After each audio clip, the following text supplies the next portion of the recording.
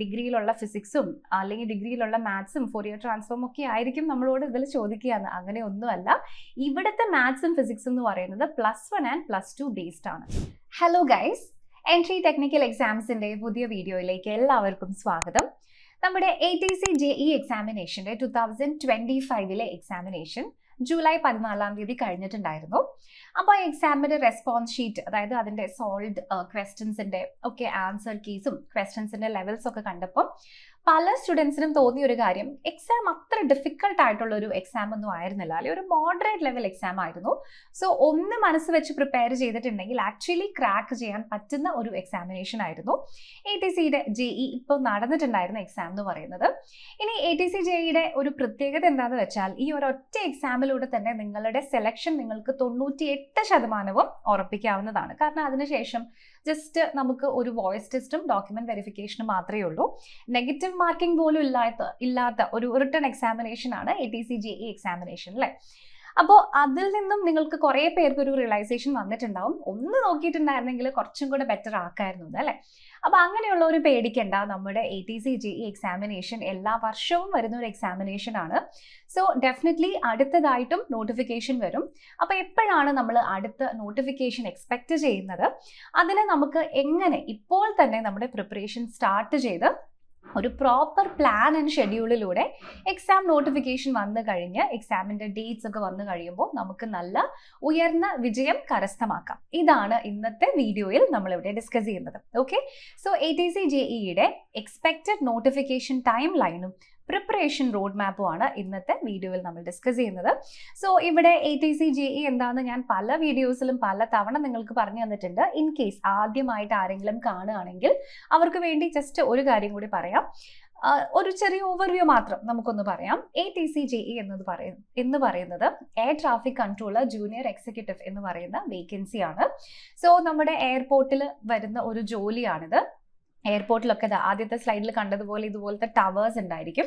ആ ടവേഴ്സിലിരുന്ന് വരുന്ന എയർപ്ലെയിൻസിനെയൊക്കെ ഒബ്സർവ് ചെയ്ത് അതിൻ്റെ ലാൻഡിങ്ങും ടേക്ക് ഓഫും കറക്റ്റായിട്ട് കോർഡിനേറ്റ് ചെയ്യുക. ആൻഡ് പൈലറ്റ്സുമായിട്ടൊക്കെയുള്ള നല്ല കമ്മ്യൂണിക്കേഷനിലൂടെ പാസഞ്ചേഴ്സിൻ്റെ സേഫ്റ്റി ഉറപ്പാക്കുക തുടങ്ങിയിട്ടുള്ള ജോലികളാണ് ഒരു ATC JEE ഓഫീസറിനുള്ളത്.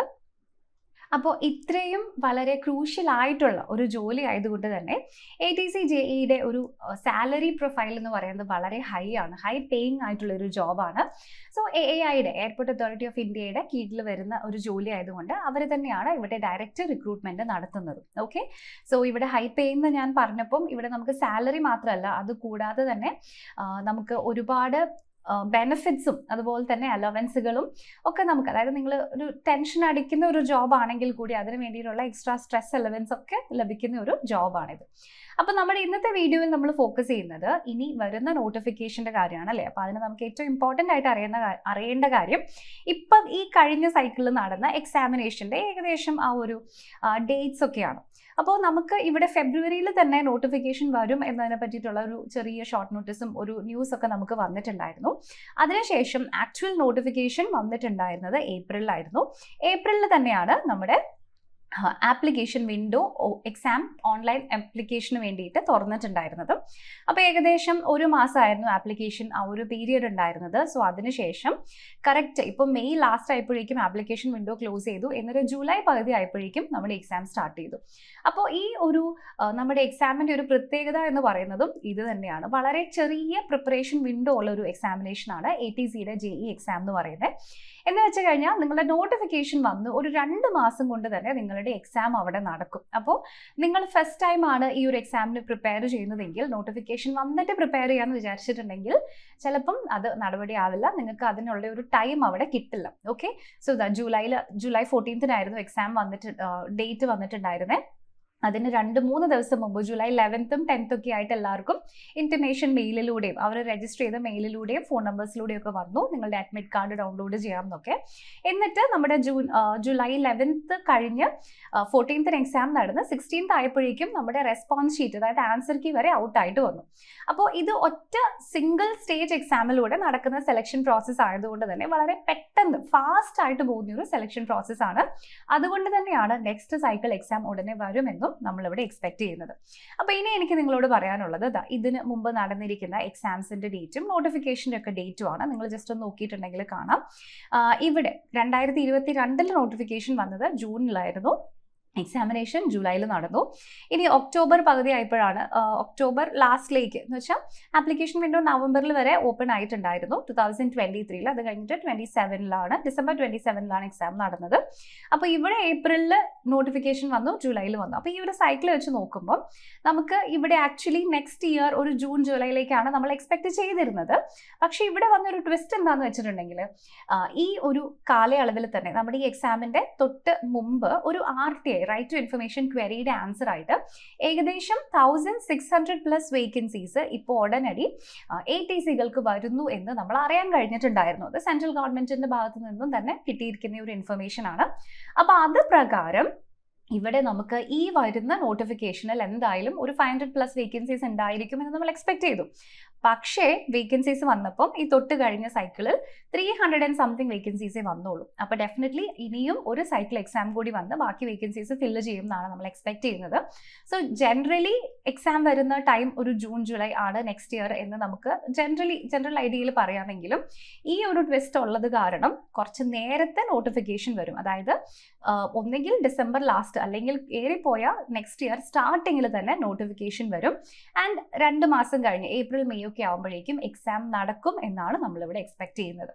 ക്ലിയർ ആയല്ലോ? സോ ഇതുകൊണ്ടാണ് ഞാനിവിടെ പറയുന്നത്, നിങ്ങൾ ഈ എക്സാമിനേഷൻ വരുമെന്നറിഞ്ഞ് നന്നായിട്ട് പ്രിപ്പയർ ചെയ്താൽ മാത്രമാണ് ഈ എക്സാം നിങ്ങൾക്ക് ക്രാക്ക് ചെയ്യാനായിട്ട് പറ്റുള്ളൂ. അപ്പോൾ എക്സ്പെക്റ്റഡ് ഡേറ്റ് നമ്മളിവിടെ ഓൾറെഡി ഡിക്ലെയർ ചെയ്ത് കഴിഞ്ഞു. അപ്പോൾ ഇനി എങ്ങനെ പ്രിപ്പയർ ചെയ്യാം എന്നുള്ള കാര്യമാണ് നമ്മൾ അടുത്തത് അറിയേണ്ടത്. അപ്പോൾ അതിനുവേണ്ടി ഏറ്റവും ഇമ്പോർട്ടൻ്റ് ആയിട്ട് നമുക്ക് അറിയേണ്ട കാര്യം സെലക്ഷൻ പ്രോസസ്സ് തന്നെയാണ് അല്ലേ. സോ അപ്പോൾ ബേസിക്കലി ഇവിടെ ഒരൊറ്റ സിംഗിൾ സ്റ്റേജ് സെലക്ഷൻ പ്രോസസ്സാണ് ATC എക്സാമിനുള്ളത്. ആകെ ഒരു സിംഗിൾ റിട്ടൺ എക്സാമിനേഷൻ മാത്രമേ ഉള്ളൂ. അതിനുശേഷം നിങ്ങൾക്ക് ഒരു വോയിസ് ടെസ്റ്റ് ഉണ്ടായിരിക്കും. വോയിസ് ടെസ്റ്റും അതിൻ്റെ കൂടെ തന്നെ ഡോക്യുമെന്റ് വെരിഫിക്കേഷനും ഒരുമിച്ച് നടത്തപ്പെടും. നെക്സ്റ്റ് ഒരു മെഡിക്കൽ എക്സാം എന്ന് വെച്ചാൽ ഫിസിക്കൽ എഫിഷ്യൻസി ടെസ്റ്റോ ഫിസിക്കൽ സ്റ്റാൻഡേർഡ് ടെസ്റ്റോ അങ്ങനെയൊന്നുമില്ല. നിങ്ങൾക്ക് ഇത്ര ഹൈറ്റ് വേണമെന്നോ വെയിറ്റ് വേണമെന്നോ അങ്ങനെ യാതൊരു റിക്വയർമെൻറ്റും ഇല്ല. ഇവിടെ മെഡിക്കൽ എക്സാമിനേഷൻ നടക്കുന്നത് ഒരു സൈക്കോ ആക്റ്റീവ് സബ്സ്റ്റൻസ് ടെസ്റ്റ് ആയിട്ടാണ്. എന്ന് വെച്ചാൽ ഞാൻ പറഞ്ഞല്ലോ ATC എന്ന് പറയുന്നത് വളരെ ഹൈ പ്രൊഫൈൽഡ് ആയിട്ടുള്ള, ഹൈലി പേയിങ് ആയിട്ടുള്ള, ഹൈലി ക്രൂഷ്യൽ ആയിട്ടുള്ള ഒരു ജോലിയാണ്. സോ നിങ്ങൾ ആലോചിക്കുക, എയർപ്ലെയിനിൽ പോകുന്ന പൈലറ്റിന് ഭൂമിയുമായിട്ടുള്ള ഒരേ ഒരു കമ്മ്യൂണിക്കേഷൻ ഒരു ATCയിലൂടെയാണ് അല്ലേ. സോ ATC എന്ത് പറയുന്നു അതാണ് പൈലറ്റ് ഒബേ ചെയ്യുന്നത്. സോ ആ കമ്മ്യൂണിക്കേഷനിൽ എന്തെങ്കിലും ആ ഒരു ജഡ്ജ്മെന്റിൽ എന്തെങ്കിലും ഒരു എറർ വന്നിട്ടുണ്ടെങ്കിൽ ATCയുടെ മിസ്റ്റേക്ക് കെൻ കോസ്റ്റ് ഒത്തിരി ലൈവ്സ് അല്ലേ. സോ അതുകൊണ്ട് തന്നെ വളരെ ക്രൂഷ്യൽ ആയിട്ടുള്ള ഒരു ജോലിയാണ്. സോ പൈലറ്റ്സിനെ നിങ്ങൾ കേട്ടിട്ടുണ്ടാവും, അവർ ഇതിൽ പോകുന്നതിന് മുമ്പ് 2 പൈലറ്റ്സ് ഉണ്ടാകും. അവർക്ക് 2 ഡിഫറെൻറ്റ് ഫുഡാണ് കഴിക്കുക. മേ ബി ഇൻ കേസ് ഒരാൾക്ക് എന്തെങ്കിലും പ്രശ്നം വന്നു കഴിഞ്ഞാൽ അടുത്തയാൾ എഫക്റ്റഡ് ആവാതിരിക്കാൻ വേണ്ടി നിങ്ങൾ കേട്ടിട്ടുണ്ടാവും ഈ കാര്യം അല്ലേ. അവർ ആൽക്കഹോൾ യൂസ് ചെയ്യാൻ പറ്റത്തില്ല. അപ്പോൾ അതേപോലെ തന്നെ ഒരു ഇമ്പോർട്ടൻസ് ആണ് ATCകൾക്കും ആക്ച്വലി വരുന്നത്. സോ ആസ് എ റിസൾട്ട് നിങ്ങളുടെ ശരീരത്തിൽ അങ്ങനെ പ്രൊഹിബിറ്റഡ് ആയിട്ടുള്ള ഒരു ഡ്രഗ്സും ഉണ്ടാവാൻ പാടില്ല എന്നുള്ള കാര്യം വളരെ ഇമ്പോർട്ടൻ്റ് ആണ്. ആൻഡ് നിങ്ങളുടെ ഡോക്യുമെന്റ് വെരിഫിക്കേഷന് ശേഷം നിങ്ങളുടെ ആക്ച്വലി അപ്പോയിൻമെൻറ്റ് ലെറ്റർ കിട്ടുന്നതിന് മുമ്പ് നിങ്ങളുടെ പേരിൽ ഒരു ബാക്ക്ഗ്രൗണ്ട് വെരിഫിക്കേഷൻ കൂടെ, ആക്ച്വൽ പോലീസ് വെരിഫിക്കേഷൻ കൂടെ ഉണ്ടായിരിക്കും. കാരണം അങ്ങനത്തെ യാതൊരു ബാക്ക്ഗ്രൗണ്ട് ഉള്ള ആൾക്കാർക്കും അല്ലെങ്കിൽ മേ ബി ഡ്രഗ് അബ്യൂസ് ഒക്കെയുള്ള ആൾക്കാർക്കും ഇവിടെ തീർച്ചയായിട്ടും സ്ഥാനമില്ല. അത് അത്രയും ക്രൂഷ്യൽ ആയിട്ടുള്ള ഒരു ജോലി ആയതുകൊണ്ടാണ്. ഓക്കെ, അപ്പം മറ്റുള്ള എക്സാംസിൽ ഇപ്പോൾ ഫോഴ്സസിലേക്കുള്ള സെലക്ഷൻ പോലെ ഓട്ടോ ചാട്ടോ അങ്ങനെ ഒന്നുമില്ല ഇവിടെ. ജസ്റ്റ് മെഡിക്കൽ എക്സാമിനേഷൻ എന്ന് പറയുന്നത് നിങ്ങളുടെ ശരീരത്തിൽ അത്തരത്തിലുള്ള എന്തെങ്കിലും ഡ്രഗ്സ് ഉണ്ടോ എന്നുള്ളതിൻ്റെ ടെസ്റ്റ് മാത്രമാണ്. ഇനി ഇൻ കേസ് ചിലപ്പോൾ നമ്മൾ എന്തെങ്കിലും മരുന്നുകളൊക്കെ എടുക്കുന്ന സമയത്ത് അത് പോസിറ്റീവ് കാണിച്ചിട്ടുണ്ടെങ്കിലും നിങ്ങൾക്ക് അവിടെ നിങ്ങളുടെ ഡോക്ടറുടെ സർട്ടിഫിക്കറ്റ് ഹാജരാക്കാൻ പറ്റും. ഇനി അത് മാത്രമല്ല, ഫസ്റ്റത്തെ ടെസ്റ്റിൽ നിങ്ങൾക്ക് പോസിറ്റീവ് ബൈ മിസ്റ്റേക്ക് കാണിക്കുകയാണെങ്കിൽ അവർ ഒന്നുകൂടെ ടെസ്റ്റ് ചെയ്യും. രണ്ടാമത്തതും നെഗറ്റീവ് അല്ലാന്നുണ്ടെങ്കിൽ മാത്രമാണ് അവിടെ പ്രശ്നം വരുള്ളൂ. ഓക്കെ, അപ്പോൾ അതിന് 2 ചാൻസ് ഉണ്ട്. ഓക്കെ, അപ്പോൾ അതൊന്നും നിങ്ങൾ എന്താ പറയുക, നിങ്ങളെ ടെൻഷൻ എടുപ്പിക്കാൻ വേണ്ടി പറയണേ അല്ല, ഇതാണ് അതിൻ്റെ പ്രൊസീജിയർ എന്ന് ജസ്റ്റ് പറയുന്നേ ഉള്ളൂ. ഓക്കെ, അപ്പോൾ ഇവിടെ ഞാൻ പറഞ്ഞല്ലോ, നിങ്ങൾക്ക് ഈ ഒരു ജോലിയിലേക്ക് കയറണം എന്നുണ്ടെങ്കിൽ ആ ജോലിയിലേക്കുള്ള ഒന്നാമത്തെ സ്റ്റെപ്പ് റിട്ടൺ എക്സാമിനേഷൻ ആണ്. ആ റിട്ടൺ എക്സാമിനേഷൻ നിങ്ങൾ ക്ലിയർ ചെയ്ത് കഴിഞ്ഞാൽ 98% നിങ്ങൾക്ക് ഉറപ്പിക്കാം നിങ്ങൾക്ക് ATCയുടെ ജോലി കിട്ടിക്കഴിഞ്ഞു എന്ന്. ഓക്കെ, വോയിസ് ടെസ്റ്റ് ഉണ്ട്. വോയിസ് ടെസ്റ്റിനൊക്കെ ആൾക്കാർ വെറുതെ പേടിക്കുന്നതാണ്. ആക്ച്വലി അത് വളരെ സിമ്പിൾ ആയിട്ടുള്ളൊരു കാര്യമാണ്. അതും നമ്മുടെ ഇന്നത്തെ വീഡിയോയിൽ ഡിസ്കസ് ചെയ്യുന്നുണ്ട്. ഓക്കെ, അപ്പോൾ നമ്മുടെ സെലക്ഷൻ പ്രോസസ്സ് എങ്ങനെയാണെന്ന് എല്ലാവർക്കും മനസ്സിലായല്ലോ. അപ്പോൾ ഇനി നേരെ നമ്മുടെ എക്സാമിനേഷൻ്റെ ഡീറ്റെയിൽസിലേക്ക് പോകാം. ഞാൻ പറഞ്ഞല്ലോ നിങ്ങളുടെ എൻട്രി ടിക്കറ്റ് എന്ന് പറയുന്നത് തന്നെ ഈ എക്സാമിനേഷൻ ആണ്. ഈ എക്സാമിനേഷൻ്റെ പ്രത്യേകത എന്ന് പറയുന്നത്, ഒന്നാമത്തെ പ്രത്യേകത ഡെഫിനറ്റ്ലി ഇവിടെ നോ നെഗറ്റീവ് മാർക്കിംഗ് എന്നുള്ളത് തന്നെയാണ്. ഇവിടെ 120 ക്വസ്റ്റ്യൻസ് ആയിരിക്കും നിങ്ങൾക്ക് ഉണ്ടാവുക. ആ 120 ക്വസ്റ്റ്യൻസ് ആ എക്സാം എഴുതാൻ നിങ്ങൾക്ക് 120 മിനിറ്റ് ആണ്. അപ്പോൾ ഒരു ക്വസ്റ്റ്യൻ 1 മിനിറ്റ് എന്ന് വിചാരിച്ച് നിങ്ങൾ ഡിവൈഡ് ചെയ്താൽ അവിടെ തെറ്റി. കാരണം ഒരു ഇംഗ്ലീഷിലെ ക്വസ്റ്റ്യൻ ആൻസർ ചെയ്യാൻ നിങ്ങൾക്ക് 15 സെക്കൻഡ് മതി. എന്നാൽ മേ ബി ഫിസിക്സിലെ ഒരു ക്വസ്റ്റ്യൻ ആൻസർ ചെയ്യാൻ ചിലപ്പോൾ നിങ്ങൾക്ക് 1.5 മിനിറ്റ് വേണ്ടി വന്നോളൂ. അപ്പോൾ ഒരു ക്വസ്റ്റ്യൻ 1 മാർക്ക് 1 മിനിറ്റ് എന്നുള്ള രീതിയിൽ നിങ്ങൾ ഡിവൈഡ് ചെയ്യരുത്. ഓക്കെ, അപ്പോൾ ഇതാണ് നമ്മുടെ പ്രിപ്പറേഷൻ്റെ സ്ട്രാറ്റജീനെ പറ്റി നമ്മൾ കൂടുതൽ ഫോക്കസ് ചെയ്യുമ്പോൾ നിങ്ങൾക്ക് അതിനെപ്പറ്റി മനസ്സിലാവാൻ പോകുന്നത്. ഫൈൻ. അപ്പോൾ ഇനി നമ്മുടെ എക്സാം 2 പാർട്സ് ആയിട്ടാണ് ഡിവൈഡ് ചെയ്തിരിക്കുന്നത്, part A and part B. അതിൽ പാർട്ട് എ എന്ന് പറയുന്നത് ഒരു ജനറൽ പേപ്പറാണ്. മറ്റുള്ള ഏതൊരു ഗവൺമെൻറ് എക്സാമിനേഷനും നിങ്ങൾ പ്രിപ്പയർ ചെയ്യുമ്പോൾ കാണാറുണ്ടാവും അല്ലേ. ഇംഗ്ലീഷ് ഉണ്ടാകും, റീസണിങ് ഉണ്ടാകും, ആപ്റ്റിറ്റ്യൂഡ്, ന്യൂമറിക്കൽ ആപ്റ്റിറ്റ്യൂഡ് എന്ന് പറയും, ന്യൂമറിക്കൽ എബിലിറ്റി, ക്വാണ്ടിറ്റേറ്റീവ് ആപ്റ്റിറ്റ്യൂഡ് എന്നൊക്കെ പറയും. അതിൻ്റെ കൂടെ GK ഉണ്ടാവും. സോ ഇതാണ് നമ്മുടെ പാർട്ട് എ വരുന്നത്. സോ ഈ പാർട്ട് എയിൽ നിന്നും നിങ്ങൾക്ക് 60 മാർക്സ് ആയിരിക്കും ഈ എക്സാമിന് ലഭിക്കുക. അതിനുശേഷം പാർട്ട് ബിയിൽ നിന്നും വീണ്ടും നിങ്ങൾക്ക് 60 മാർക്സ് തന്നെയാണ് ലഭിക്കുന്നത്. അപ്പോൾ ഈ പാർട്ട് ബിയിൽ വരുന്നത് നിങ്ങളുടെ കോർ സബ്ജക്റ്റുകളാണ്. എന്ന് വെച്ചാൽ ഇവിടെ ഫിസിക്സും മാത്തമാറ്റിക്സും. അപ്പോൾ അതിൻ്റെ പ്രത്യേകത, ഇവിടെ ഈ ഒരു എക്സാമിനേഷൻ്റെ ബേസിക് എലിജിബിലിറ്റി എന്ന് പറയുന്നത് BSc ഡിഗ്രിയാണ്. BScയിൽ നിങ്ങൾ BSc സയൻസിൻ്റെ ഏത് സബ്ജക്റ്റും പഠിച്ചിട്ടുണ്ടാകാം, കുഴപ്പമില്ല. പക്ഷേ അവിടെ നിങ്ങൾക്ക് നിങ്ങളുടെ പഠനത്തിൻ്റെ സമയത്തുള്ള ഏതെങ്കിലും ഒരു സെമിസ്റ്ററിൽ മാത്സും ഫിസിക്സും നിങ്ങൾ സബ്ജക്റ്റായിട്ട് മസ്റ്റായിട്ടും പഠിച്ചിട്ടുണ്ടാവണം. ഇനി അല്ലാന്നുണ്ടെങ്കിൽ നിങ്ങളൊരു എഞ്ചിനീയറിംഗ് കഴിഞ്ഞ വിദ്യാർത്ഥി അല്ലെങ്കിൽ വിദ്യാർത്ഥിനി ആയിരിക്കണം. ഓക്കെ, അപ്പോൾ ഇതാണ് എലിജിബിലിറ്റി ക്രൈറ്റീരിയ. അപ്പോൾ ഇത് കേൾക്കുമ്പോൾ നമ്മൾ വിചാരിക്കും ഡിഗ്രിയിലുള്ള ഫിസിക്സും അല്ലെങ്കിൽ ഡിഗ്രിയിലുള്ള മാത്സും ഫോറിയർ ട്രാൻസ്ഫോം ഒക്കെ ആയിരിക്കും നമ്മളോട് ഇതിൽ ചോദിക്കുകയെന്ന്. അങ്ങനെ ഒന്നുമല്ല. ഇവിടുത്തെ മാത്സും ഫിസിക്സും എന്ന് പറയുന്നത് +1 ആൻഡ് +2 ബേസ്ഡ് ആണ്. സോ നിങ്ങൾ മേ ബി നിങ്ങൾ എഞ്ചിനീയറിംഗ് പഠിച്ചപ്പോൾ നിങ്ങൾക്ക് അത്ര മനസ്സിലായിട്ടുണ്ടായിരുന്നില്ല മാത്സ് എങ്കിൽ പോലും നിങ്ങൾ പേടിക്കേണ്ട. നിങ്ങളുടെ 11th and 12th ലെവലിൽ വരുന്ന ചോദ്യങ്ങളാണ് ഫിസിക്സിൽ നിന്നും മാത്സിൽ നിന്നും നിങ്ങൾക്ക് ഇവിടെ കിട്ടുന്നുണ്ടാവുക. ക്ലിയർ ആയല്ലോ. അപ്പോൾ ഇതാണ് നമ്മുടെ എക്സാമിനേഷൻ്റെ പ്രോസസ്സ് എന്ന് പറയുന്നത്. സോ ഈ എക്സാമിനേഷൻ ഏറ്റവും ഇമ്പോർട്ടൻ്റ് ആണ്. അതിൻ്റെ റീസൺ എന്താണെന്ന് വെച്ചാൽ ഇത് ആണ് നിങ്ങളുടെ ഡയറക്റ്റ് ആയിട്ടുള്ള എൻട്രി ഈ ഒരു ജോലിയിലേക്കുള്ളത്. ക്ലിയർ എല്ലാവർക്കും? എക്സാമിൻ്റെ പ്രോസസ്സ് മനസ്സിലായല്ലോ. പാർട്ട് എ ഉണ്ട്, പാർട്ട് ബി ഉണ്ട്. നെഗറ്റീവ് മാർക്കിംഗ് ഇല്ല. 120 ക്വസ്റ്റ്യൻസ്, 120 മിനിറ്റ്സ്, 120 മാർക്സ്.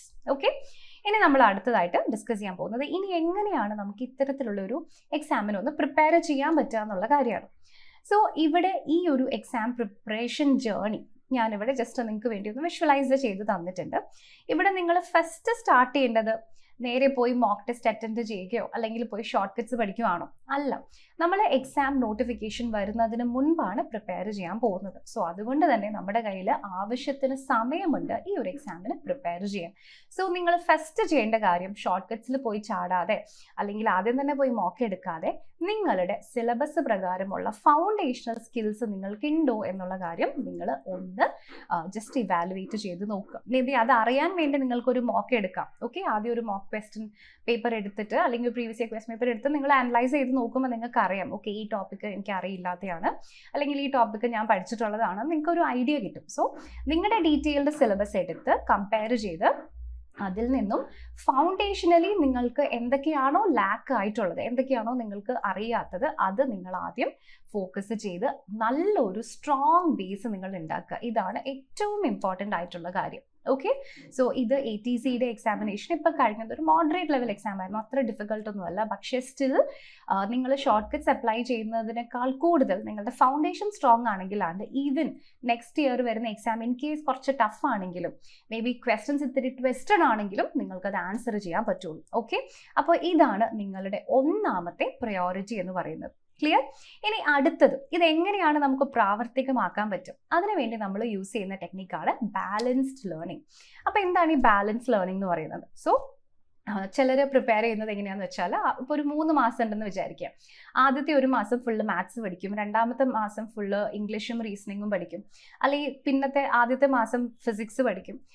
അങ്ങനെയല്ല നിങ്ങൾ പ്രിപ്പയർ ചെയ്യേണ്ടത്. കാരണം പ്രശ്നം എന്താണെന്ന് വെച്ചാൽ നിങ്ങൾ ആദ്യം അങ്ങനെ പഠിച്ചു തുടങ്ങുകയാണെങ്കിൽ ആദ്യത്തെ 2 ദിവസം കൊണ്ട് തന്നെ നിങ്ങൾ പഠിക്കുന്ന സബ്ജക്റ്റ് നിങ്ങൾക്ക് മടുക്കും.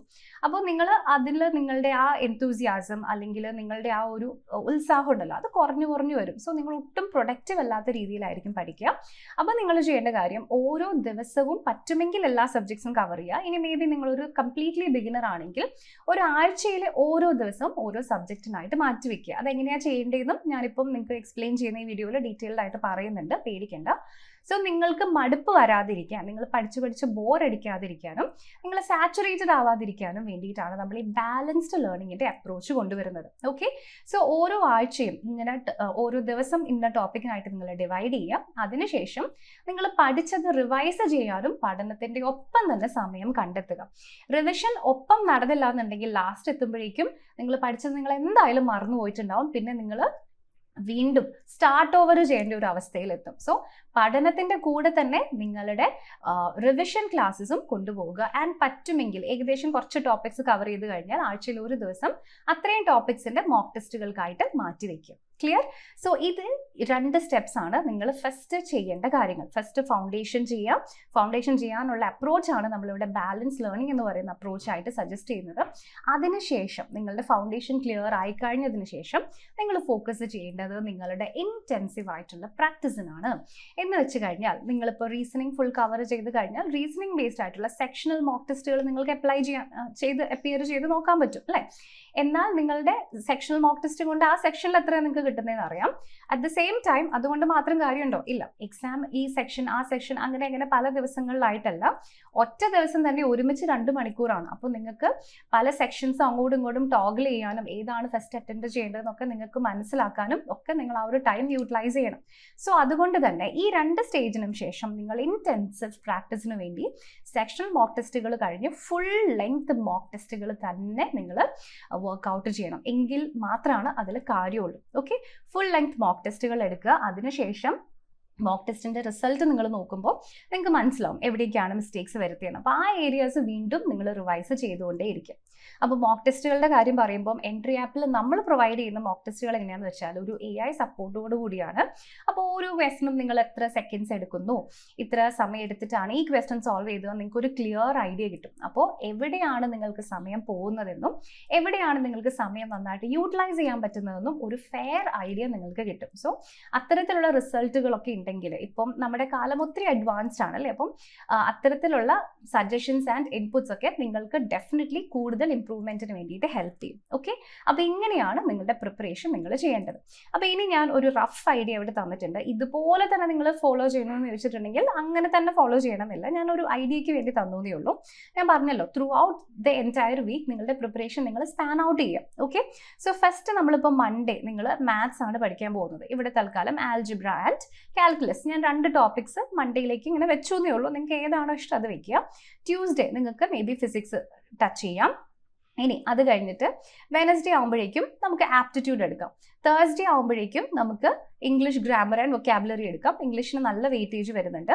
ആൻഡ് ഫ്രൈഡേ ആകുമ്പോഴേക്കും ഇവിടെ റീസണിങ്ങും GKയും കൂടെ നമുക്ക് ഒരുമിച്ച് പഠിക്കാനായിട്ട് എടുക്കാം. അപ്പോൾ ഇംഗ്ലീഷിന് ഒരു ദിവസം കൊടുക്കാൻ കാരണം എന്താണെന്ന് വെച്ചാൽ നമുക്ക് ഇവിടെ വരുന്നതിൽ ഇംഗ്ലീഷിന് 20 മാർക്സ് ആണ് വെയിറ്റേജ് വരുന്നത്. ഓക്കെ, മാർക്സിൻ്റെ വെയിറ്റേജും കൂടി എഴുതിയേക്കാം. ഇവിടെ 20 മാർക്സ് ആണ് വരുന്നത്. റീസണിങ്ങിന് 15 മാർക്സ് വരുന്നുണ്ട്. ആപ്റ്റിറ്റ്യൂഡിന് വീണ്ടും 15 മാർക്സ് തന്നെ വരുന്നുണ്ട്. GKക്ക് ഇവിടെ 10 മാർക്സ് ആണ് വരുന്നത്. ക്ലിയർ?